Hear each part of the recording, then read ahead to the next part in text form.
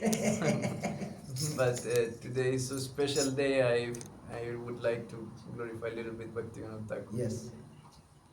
Çok yorgun olduğunuzu biliyorum ama bugün çok özel bir gün ve ben de biraz Bhaktivinoda Thakur'u onurlandırmak istiyorum.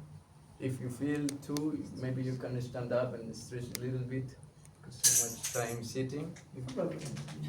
Eğer isterseniz ayağa da kalkabilirsiniz. Çok oturdunuz hani. Oturup kalkıp şey yapabilirsiniz. Here in India, we are accustomed to be 5 hours sitting here in Kata, but I know in the West we are not too much accustomed. Hindistan'da 5 saat harikata dinlemeye alışığız ama biliyorum ki Batı'da böyle değil. 5 saat harika. Gurave Gaurachandraya Radhikaye Tadalaye Krishnaya Krishna Bhaktaya Tadavaktaya Namo Namaha. Om Agyanatimiram Dasya Gyanam Jana Shalakaya Shakshurmilitam Jene Tasmai Shri Gurave Namaha. Namo Bhaktivinodaya Shakshidanandanamine Gaura Shakti Swarupaya Rupanugavarayate Bamcha Kalpatarubhyascha Kripa Sindhubhyaiva cha Patitanam Pavanevyo Vaishnavevyo Namo Namaha. Sri Krishna Chaitanya Prabhu Nityananda Shri Advaita Gadadhar Shivashadi Gaura Bhakta Vrinda. Hare Krishna Krishna Krishna Hare Hare, Hare Rama Rama Rama Hare Hare, Hare Krishna Krishna Krishna Hare Hare, Hare Rama Rama Hare Hare. Srila Bhaktivinoda Thakur said that his songs will be chanted in all the languages. अच्छा Srila Bhaktivinoda Thakur dedi ki Srila Bhaktivinoda Thakur şarkılarının tüm dillerde söyleneceğini söylemişti. So you have to translate in Turkish language also his songs. O yüzden onun şarkılarını Türkçe'ye de çevirmelisiniz. I will sing one song that you all know already, but I will sing in Spanish just to glorify Bhaktivinoda Thakur. Şimdi hepinizin bildiği bir şarkıyı İspanyolca söyleyeceğim. Gloria a ti, oh Radha Madhava, que gozas en los bosques de Vrindavana. Tú eres el amado de las gopis y el alzador de Govardhana. Oh hijo querido de Madre Yashoda, tú eres el amor de todo Braya, y por los bosques de las orillas del río Yamuna tu Kirtan cautiva, y por los bosques de las orillas del río Yamuna tú siempre caminas. Jaya Radha Madhava, Jaya Kunja Vihari, Jaya Radha Madhava, Jaya Kunja Vihari, Jaya Gopi Jana Vallabha, Jaya Girivaradhari, Jaya Girivaradhari.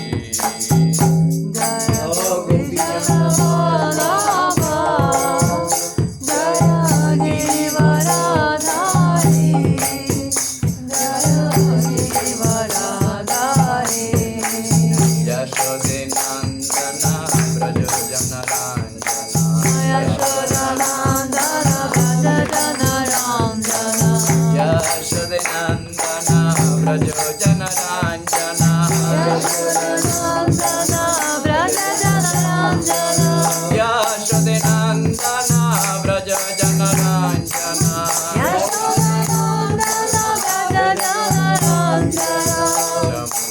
Tira Vanatari, Yamuna Tira Vanachari Yamuna Tira Vanachari Yamuna Tira Vanachari O Jaya Radha Madhava Jayo Nitai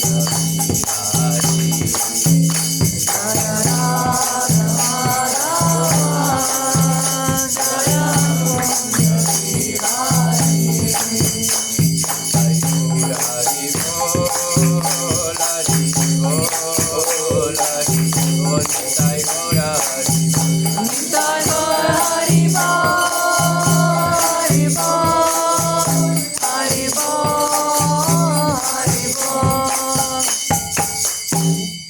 Jai Ho.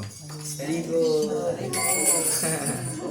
You can translate what Spanish Yes. you told? So he said, "Glories to you, O Radha Madhav, that you enjoy in the forest of Vrindavan."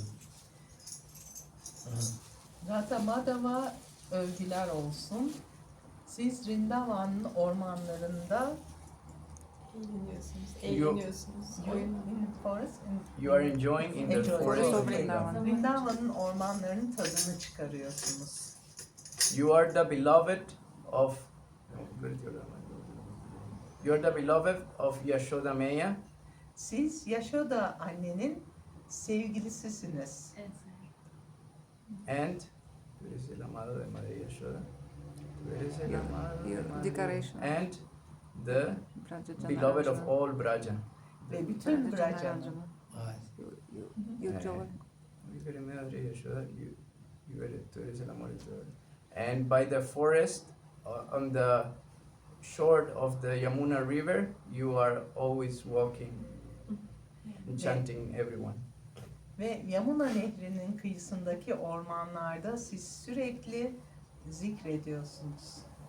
Ve ormanlarında herkes tarafından zikrediliyorsunuz. So, first of all, I offer my humble obeisances to the lotus feet of my Guru Maharaj, Srila Bhakti Alok Pramadaviti Swami Maharaj, to the lotus feet of my beloved Shiksha Guru, Srila Bhakti Prapantirtha Goswami Maharaj, to Rama Rai Prabhuji, and to Vrindavan Dham Prabhu, and to all the Turkey devotees. Okay. So, Herkese very nice. saygılarımız. Okay.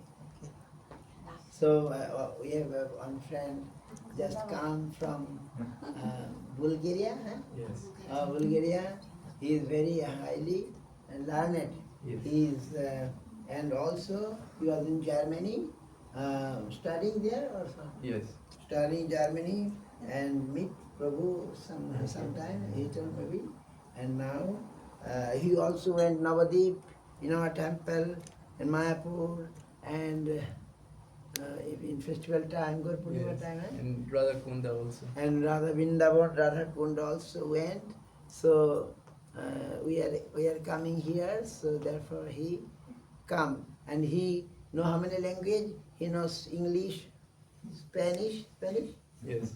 English, Spanish, Bulgarian, Bulgarian, Russian, German. Very good. Now all this language, he making a psychology. He is a psychology student PhD. and completed his master degree, right? Yeah, no, PhD is PhD. finishing. Now after Finished, master yeah, degree, Yes. now doing PhD. Already Because, finished PhD. Yeah, finishing. Okay, just telling it. He is such. But I also when I joined Guru Maharaj, like you, I don't know what age. I was in 24 that time. So then I also thinking.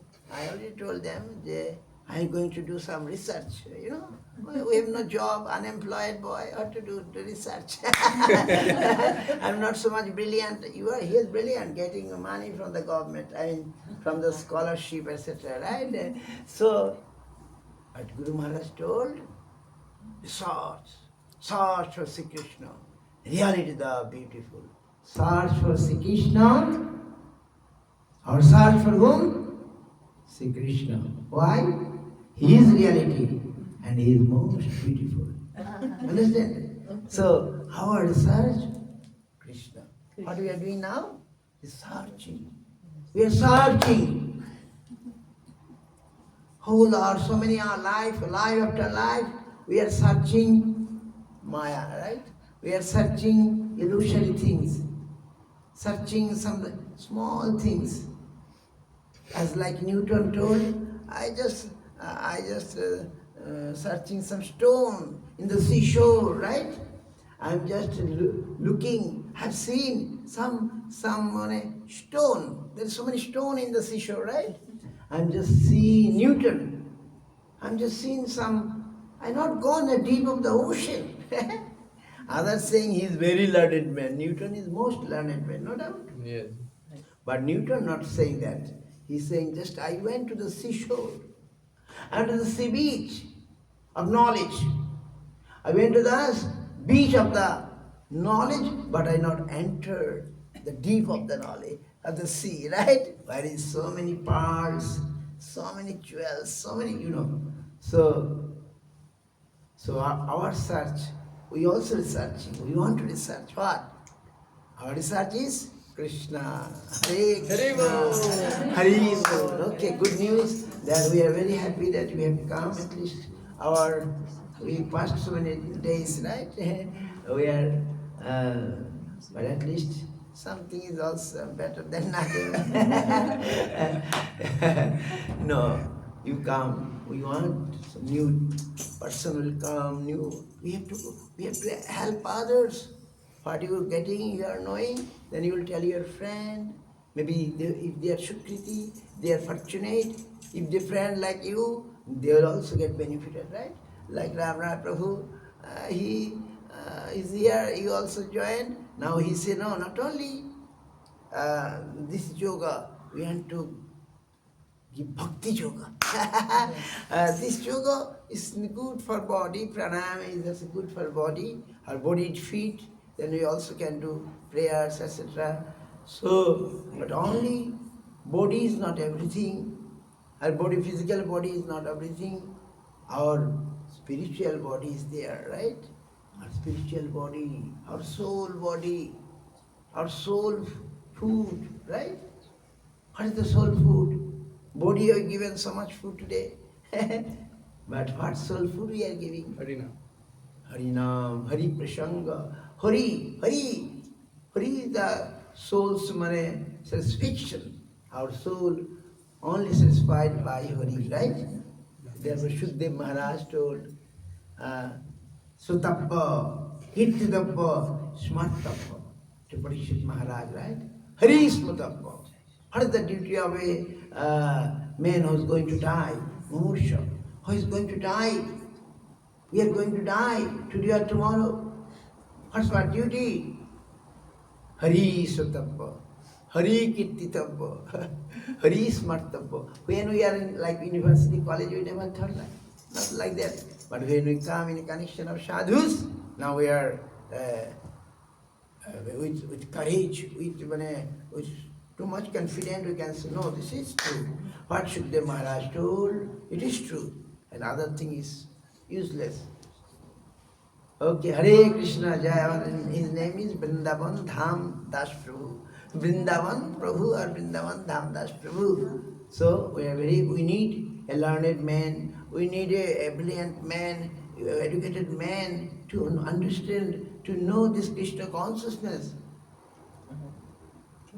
Okay, sorry. Vrindavan Dham Das. Okay.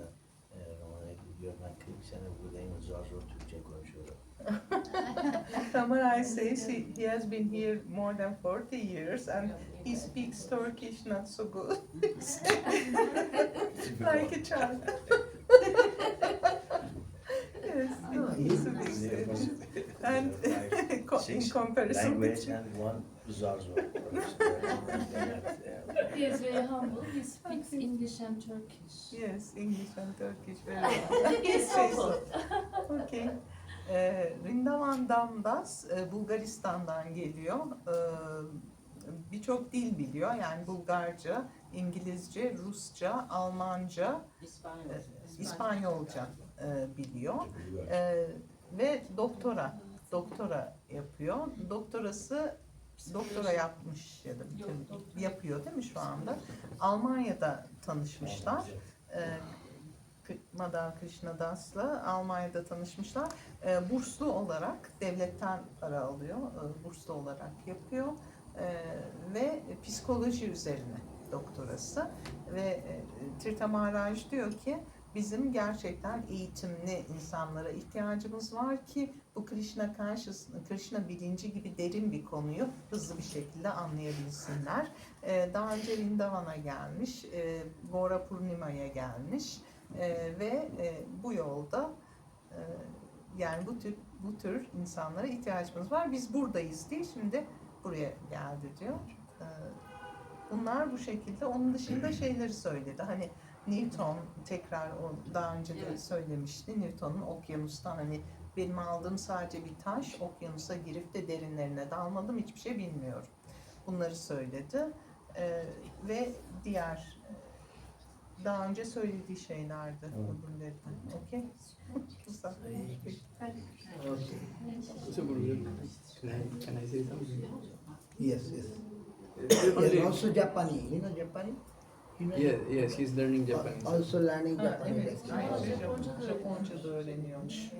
Okay, Japonca da good. öğreniyor. If you know these languages, Ramona biraz biliyor Japonca. Like- Немножко знает японский.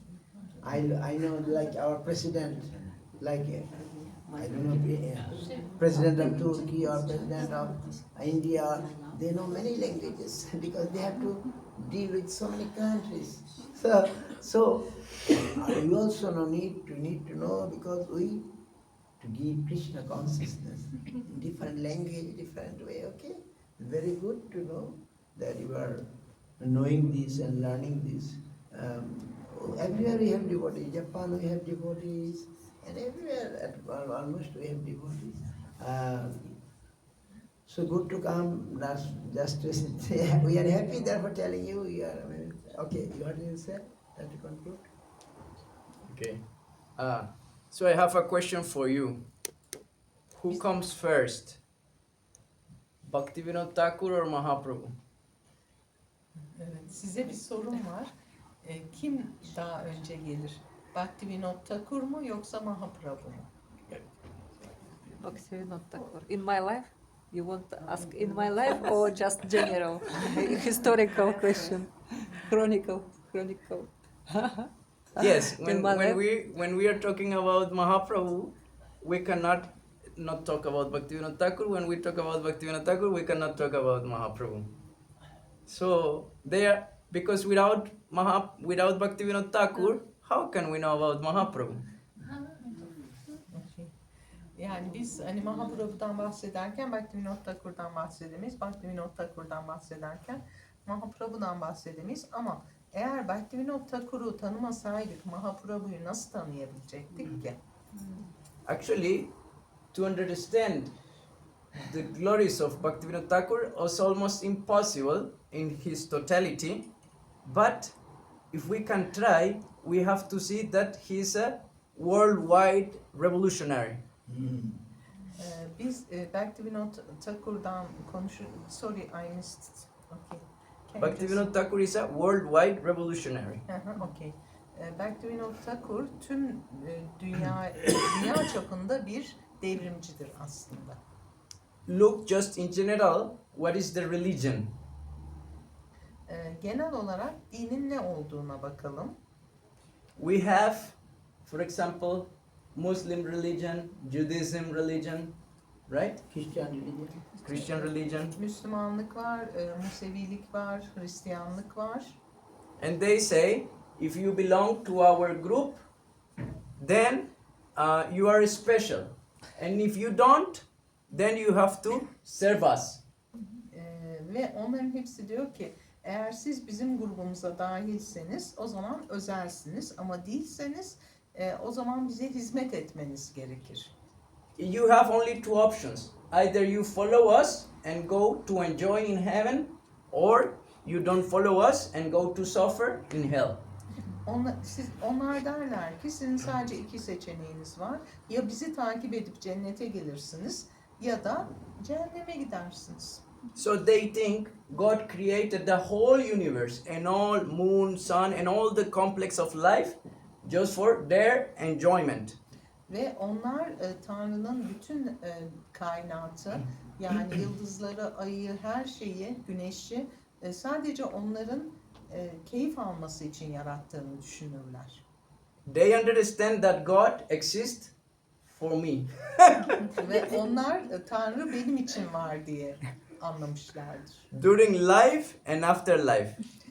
Bu dünyada ve öbür dünyada. But then, there are only two philosophies that say, no, this is not true. Sadece iki felsefe vardır ki bu doğru değil derler. One is saying, we are all God, and at the end, there is nothing. Bir tanesi der ki biz hepimiz Tanrıyız ve sonunda başka hiçbir şey yoktur. Sadece Tanrı vardır. We already discussed that everyone's desire is to be happy, right? Biz konuştuk, herkesin mutlu olmak istediğini konuştuk. But if at the end there is nothing, then there is no happiness. Ama en sonunda hiçbir şey kalmıyorsa, hiçse son, o zaman mutluluk da yoktur. So the other philosophy said, no, everything is for God. Diğer felsefe der ki, hayır, her şey Tanrı içindir And God is a person. ve Tanrı bir şahsiyettir. That's called Vaishnavism. Bu Vaishnavizm olarak adlandırılır. But Vaishnavism was only able to practice for those who are born Brahmins. Fakat Vaishnavizm sadece Brahmin olarak doğanlar tarafından uygulanmıştır. Earlier, Gurudev explained the Varna Ashrama. Bugün hani Gurudev de anlatmıştı Varna Ashrama'yı. So Brahmins are educated and making ritualistic activities. Brahminler eğitimli ve ritüelleri gerçekleştiriyor. Kshatriyas are defending and constructing. Kshatriyalar savunma yapıyorlar ve yönetiyorlar. Vaishya are making economy. Vaishyalar ekonomiyi gerçekleştiriyorlar. And Shudras working. Şudralar da çalışıyorlar. If one of them commit a mistake, then big punishment is coming according to the level they are. Ve bunlardan herhangi bir hata yaparsa bulundukları seviyeye göre büyük ceza alırlar. But the wives of each of them all have the same duty. Ama onların eşlerinin hepsi aynı göreve sahiplerdir. The wife of the Shudra, the Vaishya, the Kshatriya or the Brahmin have the same duties. Hangi seviyede olursa olsun hepsinin aynı görevleri vardır kadınların, eşlerinin. What is their duty? Onların görevi nedir? To serve. Are you wives? Some of you are wives. What is your duty as wife?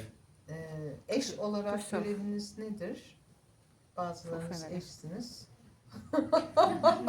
We have a few examples, a few Serve people. the husband. Serve the family. husband. To family. Serve the family. Serve the family. Sacrifice. When the yourself guest is for coming, family. give a nice place, Yeah. say nice words, right? Singing for the guests, right? Singing for a husband, artistic, right? Cooking. Yes? One person is there. We have only one person who is Everybody married, is single. who is a husband. Cooking, you have to cook, no, for your husband? No? Yes? No one. No, she cooks for Krishna. Krishna is husband. Krishna has a real husband. A false husband. Other. Eşiniz Krishna'dır. diyor. Surat Khani. Okay. Surat Khani. Your name is Surat Khani. Your wife is No. Your husband. The Okay, duty cook. of Yani the duty of yani wife is kadının görevi işte receive the kocası guest, için işte cooking, misafirleri says nice words, singing. misafirlere güzel sözler söylemek, işte şarkı söylemek, kocasını memnun etmek, kocası için yemek pişirmek falan gibi şeylermiş. And that's what we are doing. In our temples, that's what we do. Ve bizim işte tapınaklarımızda biz bunu yapıyoruz. If you commit a mistake as a wife, then maybe some elder will chastise you, but not big problem. You will not go jail. Eğer kocanıza karşı bir hani veya görevlerinizle ilgili bir yanlış yaparsanız bir eş olarak, kadın olarak O zaman hani belki büyüklerden azar işitebilirsiniz ama sonuçta hapse gitmezsiniz. If the Brahmin or Kshatriya commit a mistake, maybe we'll go jail. But if the wife of the Brahmin or the wife of the Kshatriya commit a mistake, then only why are you doing this? No more. Eğer bir Brahmin ya da şudur bir hata yaparsa hapse gidebilir ama onların eşleri gitmez. En fazla kocasından azar işitir. But what is the qualification to be a good wife? Peki iyi bir eş olmak için ne gibi niteliklere sahip olmak gerekir? Sharanagata. Love the husband, completely surrender, Sharanagata. Kocanıza tamamen kocaya tamamen teslim olup onu sevmek and be loyal. ve ona sadık olmak. Not going any other man. Only my husband. Başka adama gitmemek, aldatmamak yani. Çok kıymetli. So, what Mahaprabhu did is this big revolution on religion. Because Mahaprabhuji is saying, no, this all Kshatriya, Brahmin, no. Become the wife. Evet ve Mahaprabhu ne dedi? Sadece eş olun, karı yani. Eş. Karı kocadaki karı. Eş. Mahaprabhu bütün bu seviyeleri falan ortadan kaldırdı. Dedi ki sadece iyi bir eş olun dedi. He made aside all this Varnasrama Bütün varnaşramı bir tarafa attı and said, just love Supreme Lord. ve sadece Yüce Lord'u sevin dedi. Okay, we could talk so much about it, but we are going to Bhaktivinoda Thakur. So, after Mahaprabhu and the Sis Goswamis of Vrindavan, what happened is that some people didn't understand this properly. Bhaktivinoda Thakur şöyleydi durum. Mahaprabhu'dan sonra ve 6 Goswami'den sonra insanlar doğru anlamamışlardı bunu. Some of them were saying, yes, we are the wives of the Lord, but they were not loyal. Dediler ki insanlar tamam biz Tanrı'nın eşiyiz ama onlar sadık değillerdi. And some of them continue this Brahminical idea, saying, only if you take from this family, you can only take initiation. Evet. Bazıları mesela Brahmin ailesinden olanlar dediler ki sadece Brahmin ailesindenseniz bu inisiyasyonu alabilirsiniz dediler. But Mahaprabhu was giving this revolution in religion. It was a revolution because it was for everyone. Halbuki Mahaprabhu bu devrimsel dini herkes için getirmişti. Like there is no limitation. Doesn't matter where are you born, what is your economy, what is your education. Doesn't matter anything. Just love God. Sadece Tanrı'yı sevin dedi. Hangi aileden olursanız olun, hangi milletten olursanız olun, zengin fakir fark etmez, sadece Tanrı'yı sevin. So this was not properly understood until Bhaktivinoda Thakur appeared. Ve Bhaktivinoda Thakur gelene kadar bu tam anlaşılamamıştı. But Bhaktivinoda Thakur did also another great revolution. Ve Bhaktivinoda Thakur geldi ve yine büyük bir devrim, başka bir büyük devrim yaptı. If you go to India, any temple, or mostly also in the South India, what happened when you go to one artik, one puja? One puja, okay.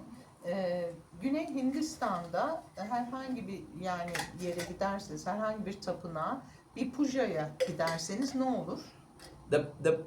The pujari is doing the offering, and then it is only bam bam bam bam bam bam bam bam.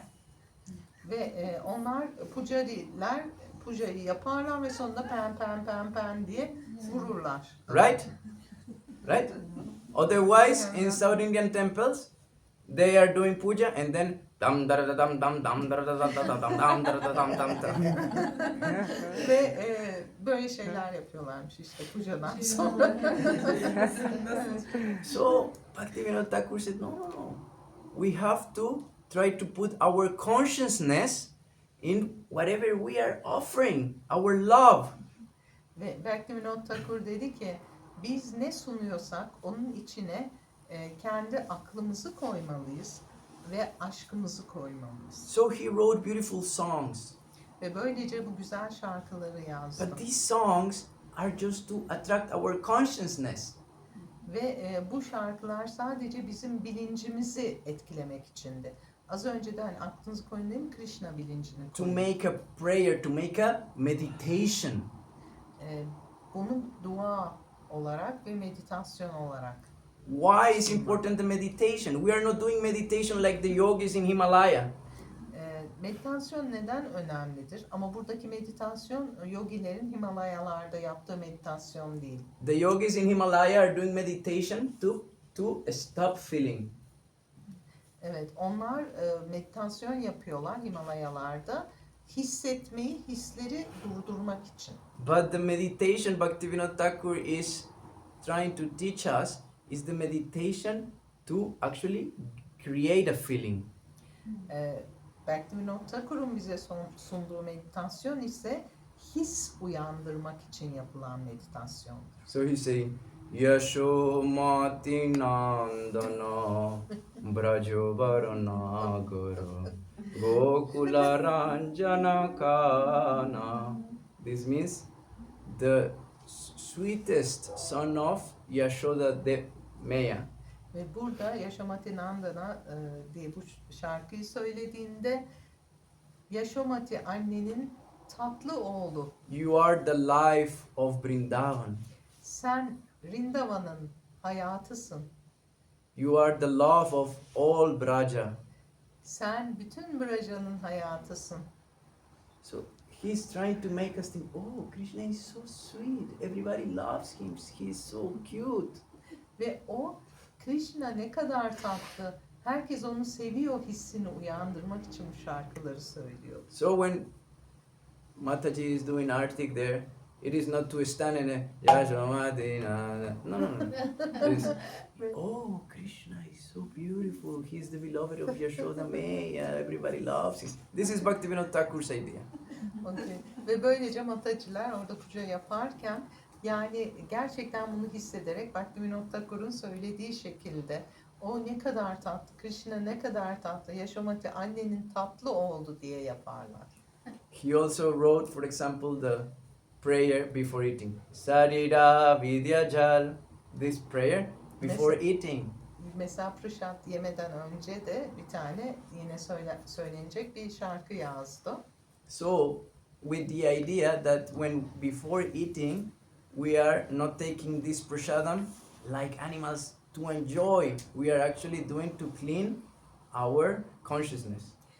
Bu yemeği, bu prashadı kendi bilincimizi temizlemek için yediğimizi anlatmak için yazdı. Bizler hayvanlar gibi sadece zevk almak için yemiyoruz. He wrote all these things in Bengali so that the devotees could understand in their own language. Bunların hepsini Bengalce yazdı ki adanmışlar kendi dillerinde bunları anlayabilsinler bu şarkıları. So we shouldn't understand what we are doing, what we are singing with full consciousness. Sonuçta ne yaptığımızı veya ne söylediğimizi tam bir bilinçle anlamamız gerekir.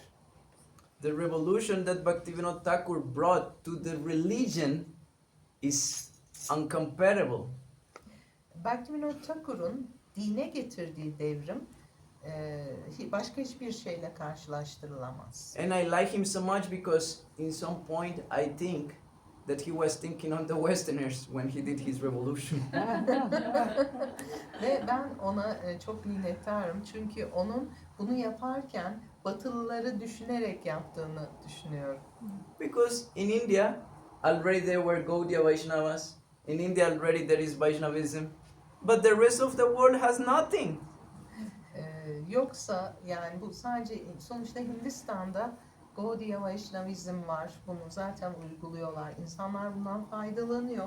Ama dünyadaki bütün insanlar bundan mahrum kalırdı eğer Bhaktivinoda Thakur olmasaydı. The rest of the world have to choose in which heaven they want to go or what hell they want to go. Dünyanın geri kalanı tamamen hangi cennete gideceğini veya hangi cehenneme gideceğini konuşuyor olurdu. Seçmesi gerekirdi. But Bhaktivinoda Thakur is open opening the doors to Goloka Vrindavan. Fakat Bhaktivinoda Thakur Golaka Vrindavan'ın kapılarını açtı. Bhaktivinoda Thakur, he was such a great magister that the work he was doing, means everybody has to work 8 hours, right? He was working only 4 hours. O sadece günde 4 saat çalışırdı. Çok büyük bir yüce bir yöneticiydi. 4 saat çalışırdı. Herkes 8 saat çalışırdı. Prabhupada Bhaktisiddhanta describes Srila Bhaktivinoda Thakur's schedule, daily schedule. Bhaktisiddhanta Saraswati. Saraswati Thakur, yani onun babası, onun günlük programını yapıyordu. So Bhaktivinoda Thakur, Babasının. but the British politics, means the British government, liked so much Bhaktivinoda Thakur that when Bhaktivinoda Thakur said, "Oh, I am not interested in working anymore, I will do bhajan," they were ready to do whatever Bhaktivinoda Thakur said to have him. Bhaktivinoda Thakur'dan İngiliz yönetimi o kadar memnundu ki işini çok iyi yaptığı için. O yüzden o ne dese kabul ediyorlardı. O çünkü ben artık çalışmak istemiyorum, bajan yapmak istiyorum. Right now, any of the companies you are working for, they will not do anything for you. Şu anda çalıştığınız firmalar sizin için hiçbir şey yapmazlar. Maybe they give a bonus of €50 at the end of the year. Belki yıl sonunda 50 euroluk bir bonus verebilirler size. But Bhaktivinoda Thakur, for example, someone has some cases. He was a magister, no? So people come, explain them their cases, blah, blah, blah, blah, blah.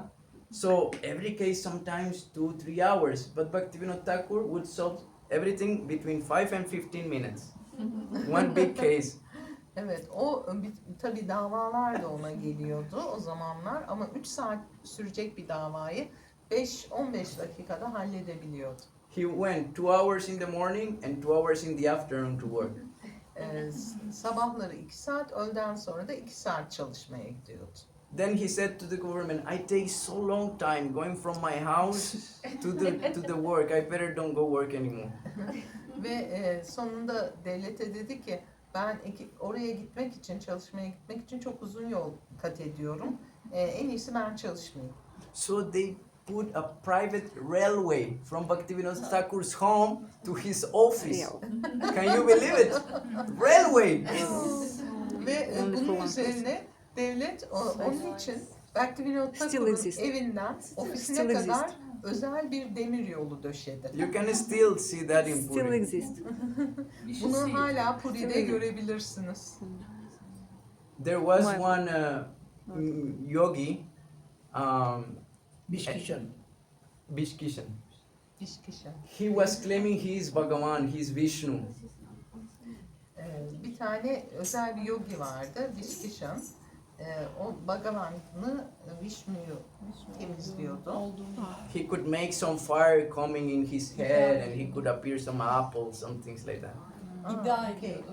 Şey, Bhagavan olduğunu iddia ediyordu. Bhagavan olduğunu iddia ediyordu. Bhagavan Vishnu olduğunu iddia ediyordu. Böyle elinde elma yaratabildiğini veya kafasında ateş çıkarabildiğini falan söylüyordu.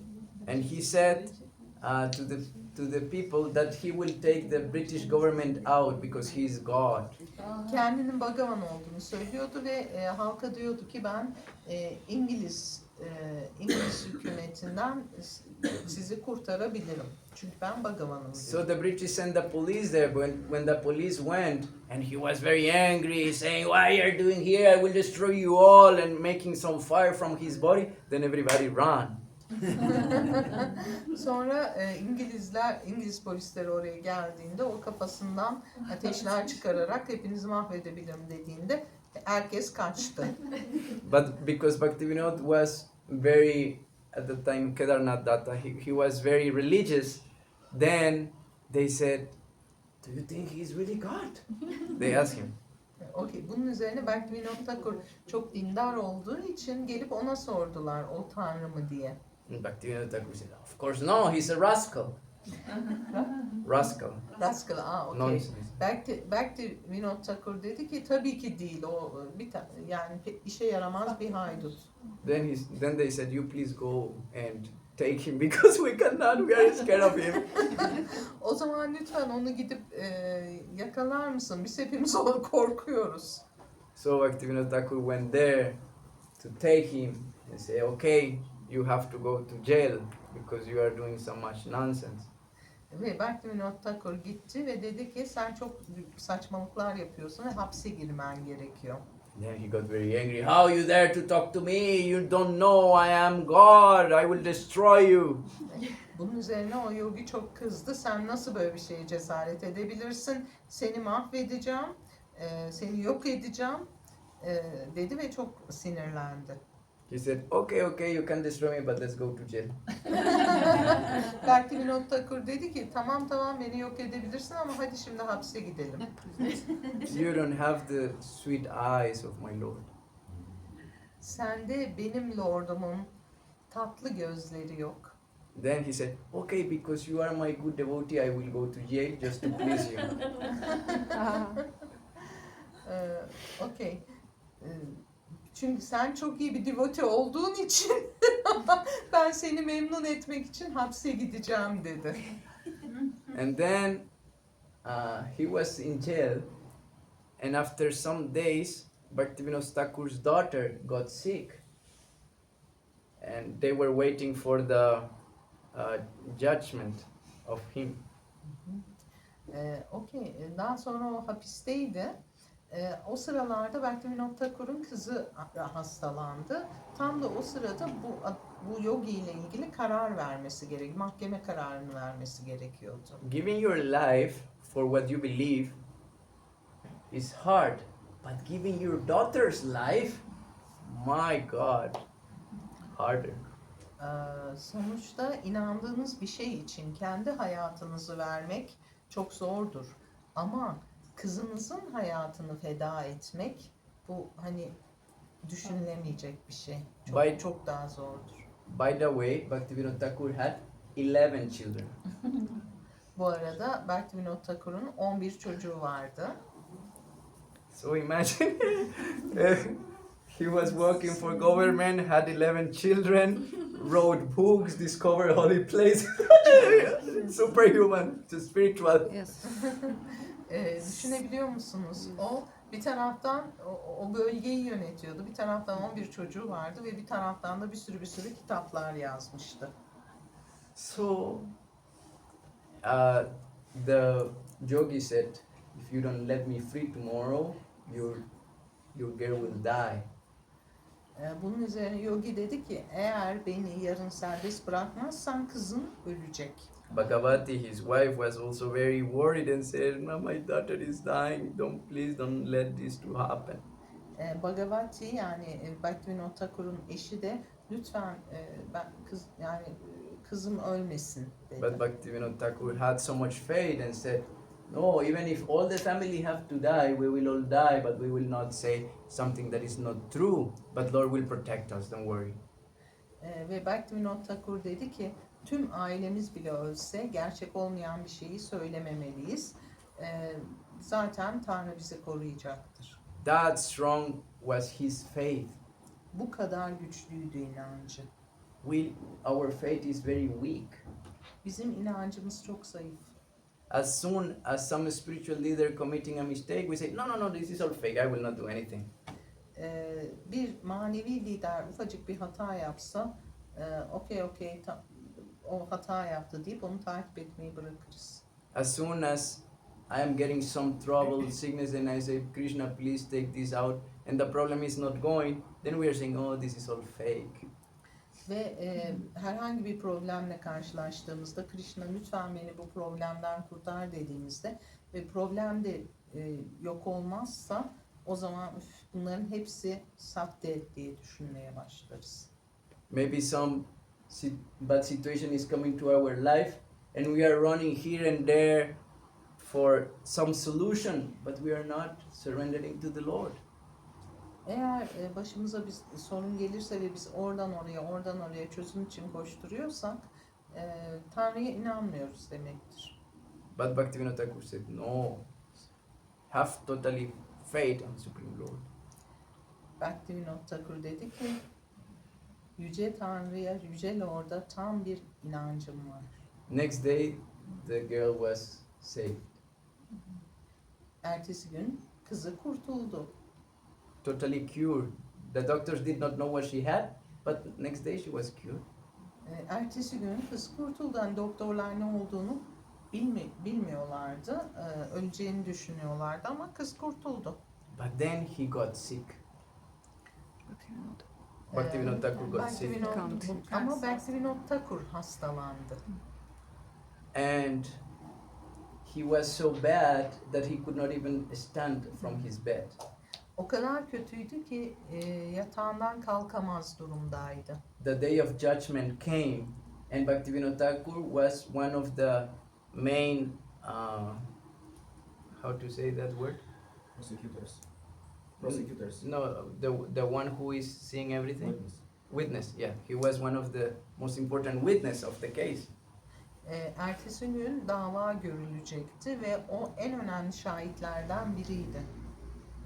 Then they said, without Bhaktivinoda Thakur a statement, this man will get free. Eğer Bhaktivinoda Thakur gelemezse o adam serbest kalacaktı. So Bhaktivinoda Thakur could not move, but then he said, I can talk. So bring some men that can take me in a palanquin to the court. Bhaktivinoda Thakur yatağından kalkacak durumda değildi ama en azından konuşabilirim dedi ve lütfen birileri gelsin beni mahkemeye götürsün. And the yogi told him, if you talk against me, you will die. Ve yogi ona dedi ki eğer benim aleyhime konuşursan öleceksin. But he didn't care and he went there, he talked, and the yogi was judged to jail. Tüm bunlara rağmen mahkemeye gitti ve orada onun aleyhine konuştu ve yogi hapsedildi. So one friend of Bhaktivinoda Thakur, while he was going out, jumped on this yogi and cut his hair, and then Bhaktivinoda Thakur got again power, and this one got completely without energy. The yogi or One friend of Bhaktivinoda Thakur jumped on the yogi and cut his hair. Okay. Then he lost his mystic power, Oh. and Bhaktivinoda Thakur got strength again. Ve orada Bhaktivinoda Thakur'un arkadaşlarından biri ona saldırdı, onun üstüne atladı yoginin, onun saçını kesti ve böylece o mistik güçlerini kaybetti ve Bhaktivinoda Thakur iyileşti. So with these pastimes, he just was not showing his not from this world, but also he was giving us example. O sadece hani yaptıklarıyla bu dünya ile ilgili değil, bize örnek de oldu aynı zamanda. And he also was able to, in all his songs, to come to the most basic level, praying as we heard in Gopinath song, to the highest level where he describes Radha Krishna Lila. Ve o Gopinath şarkısında belirttiği Radha Krishna Lila'daki en üst pozisyona kadar geldi. He describes what is Krishna's schedule every day.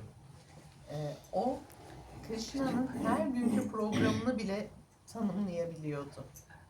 And one other super great thing that Bhaktivinoda Thakur gave us is that he opened the conscience that we can connect with Gaura Lila and Krishna Lila at the same time.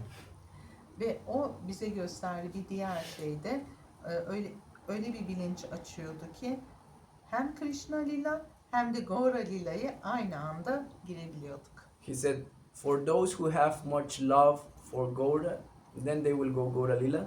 Those ones who have more love for Radha Krishna Lila, they will go there. But those ones who have love for both, then will go to both places. Eğer birileri Radha Krishna Lila'ya daha yakınsa oraya gider. Gaura Lila'ya daha yakınsa oraya gider. Onların mekanına gider. Ama ikisine birden yakınsa o zaman her iki yere birden gider. And that very special and private rasa of Radha Krishna, he make it easy for us to worship through Chaitanya Mahaprabhu.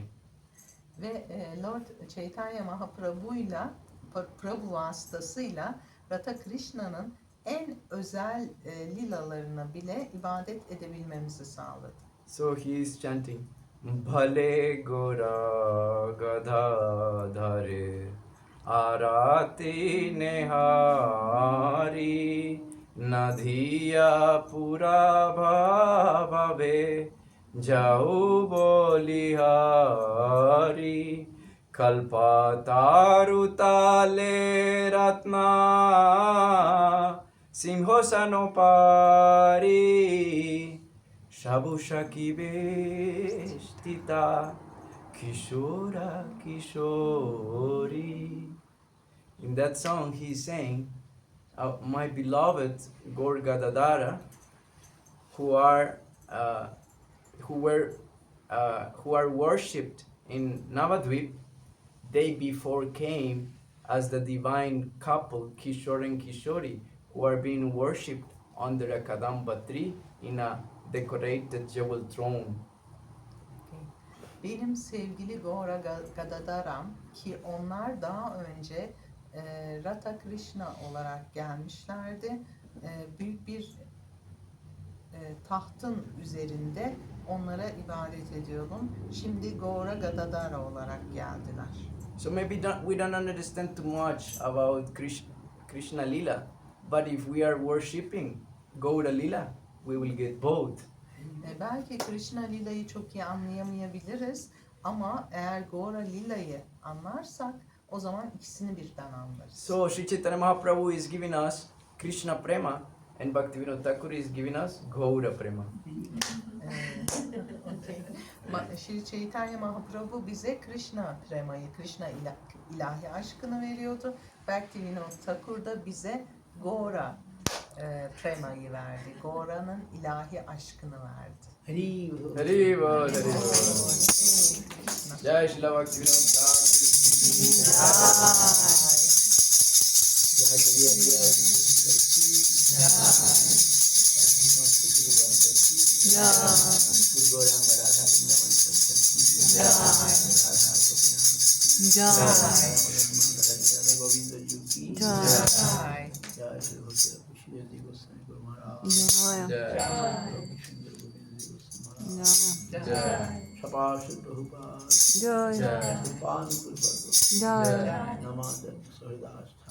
अनंत कोटि वैष्णव वृंद की जय, भक्त वृंद खोल जय, राम संकीर्तन की जय, गौ प्रमाण Hari Hari Bol. Hari Hari.